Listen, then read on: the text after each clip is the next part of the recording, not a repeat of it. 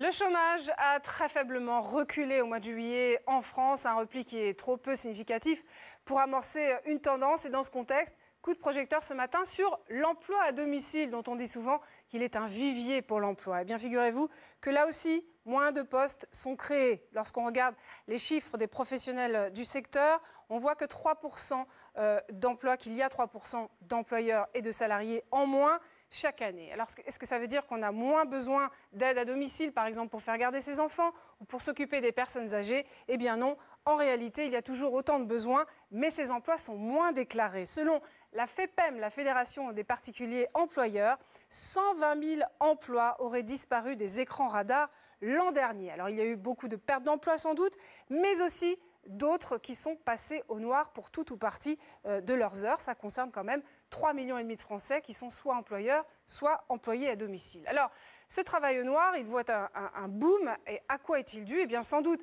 à une perte de pouvoir d'achat chez les classes moyennes. On hésite peut-être davantage à faire appel à un jardinier ou à du soutien scolaire.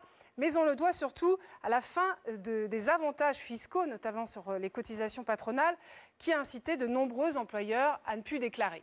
Ajoutez à cela la facilité avec laquelle aujourd'hui on peut proposer des heures de petits boulots, des petites heures, un petit nombre d'heures sur Internet, alors qu'auparavant il fallait se contenter du bouche à oreille ou d'une annonce à la boulangerie du coin. La FEPEM ne veut pas laisser penser qu'Internet est un vecteur du travail au noir, mais enfin ces petits boulots à petit nombre d'heures ne sont pas forcément déclarés. Résultat, des emplois qui ne sont pas comptabilisés dans les statistiques et un sacré manque à gagner pour les caisses de l'État.